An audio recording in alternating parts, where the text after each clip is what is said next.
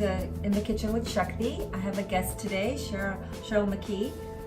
She's from Nourishing Abundance in Frederick, Maryland, over the tasting room. She is a board-certified nutritionist as well as a life coach. Welcome, Cheryl. Thank you for joining us today. Thank you. Thanks for having me. Welcome. So what are we doing today? So what we're going to do today is I find that a lot of people have trouble getting vegetables into their diet in the winter because we tend to think about vegetables more as salads and stir fries and that kind of thing.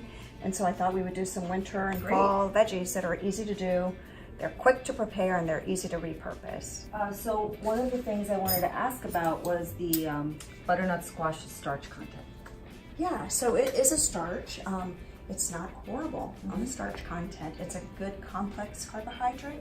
It's got a lot of fiber in it, so it's not going to spike your blood sugar. And the way we're going to put it together with other proteins, it's going to make it a nice balanced thing. So we're going to actually cut the ends off, and I've got a nice sharp knife. This is a, it's pretty dense, so you need a nice sharp knife. So if you haven't sharpened your knives before you get started, please do so. And then we're going to cut this other end off just to give us a flat surface. See how we did that?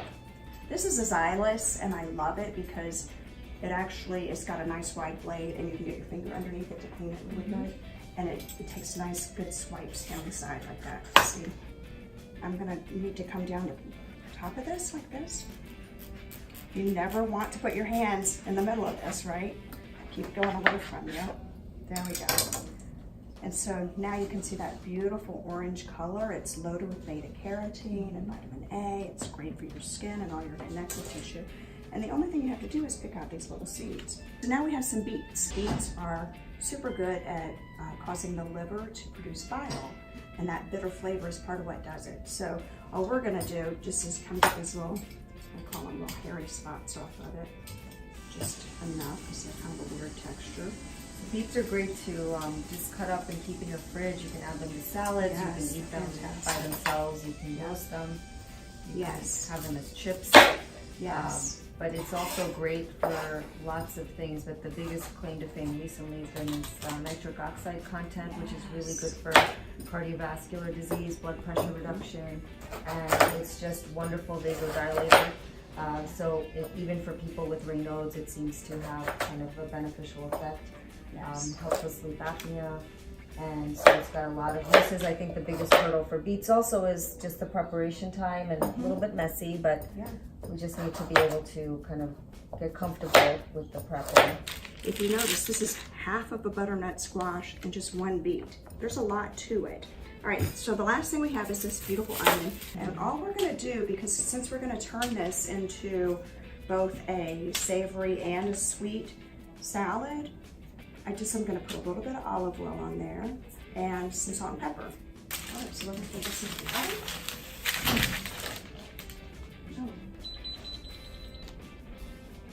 Now we're ready for our salad, which could be lunch or dinner. Yep, and so we have our beets and our onions and our butternut squash that we roasted earlier, and now we're just gonna basically take it and we're gonna combine it in a couple of different ways to make it multi-purpose.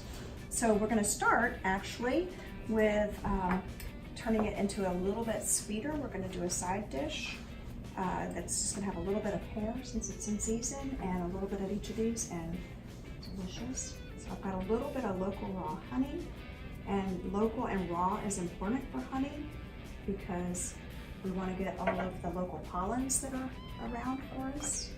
And Because they're immune stimulants? Yes, because they're immune stimulants. And you want it local because you want the things that are in the air around you. And then we have a little bit of apple cider vinegar. You could use balsamic, but since we're using honey, we don't really need the sweetness of the balsamic. And just a little tiny bit of salt and pepper. People don't tend to like beets. Some people say that they taste like dirt, but I love them. And I think that whenever you pair it with something a little bit sweeter like this, that people can handle that. So I really encourage you, if you haven't had beets, to give them a try. And we're adding a little bit of pear, and then we're gonna have a little bit of red onion and a little bit of walnuts. Or actually, in this case, I guess we're gonna use pepitas. So we're just gonna chop up this pig.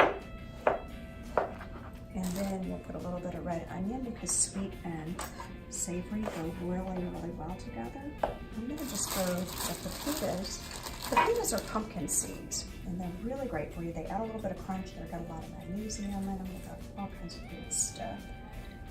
And I think that's about it. So I have these containers. I don't like to cook in plastic, but for ease of transporting, a lot of times I will reuse these, or I'll just buy them sometimes. It's super easy. We're gonna take some greens, and I like using the greens that have a lot of color. The mixed greens are really nice because they're a mixture of spinach and some of the sweeter leafed lettuces, and then these are more on the bitter side, as are these. And so they're really nice. And what dandelion does is it's nice and bitter, so it tells the liver to upregulate detoxification so we can stay nice and clean inside. It's super bitter. You don't need an awful lot of it. Do that. We can throw a little bit of a radish. Radishes are excellent detoxifiers. Even the stems, perfectly edible. Shove that onto our salad. And then for the radishes, all you have to do, you don't have to peel them, you don't have to cut off this other end, just cut off this hard tail because it's a little bit hard to chew. It's got a lot of fiber in it. So in this case, I'm just gonna zest a little bit because, So we keep bringing up the theme of trying different flavors on our tongue, the importance of not just sweet or salt or spicy or bitters, right? We want to keep varying the flavors. This is what we talk about when we say eat the rainbow. And if you want, you can take a little bit more of this dressing that we have in here at the bottom and just kind of run it across. All right, so now we're gonna make a savory dish out of the things that we made before. We're gonna make the dressing first. We're gonna take a little bit of olive oil. Don't need a whole lot because we're just dressing this. We're gonna take a fresh clove of garlic, and I have a garlic press. I love, it's one of my favorite things in my house. So I can just shove this into that. And the nice thing about it is you shove the whole clove in and press it through. And I have a little bit of rosemary, which I've been growing in a window. Okay. And to this, I'm gonna add just a little bit of lime juice, just a little squeeze of it. We don't want it really sweet or anything, because then that'll compete with the garlic, but just a little bit goes nicely.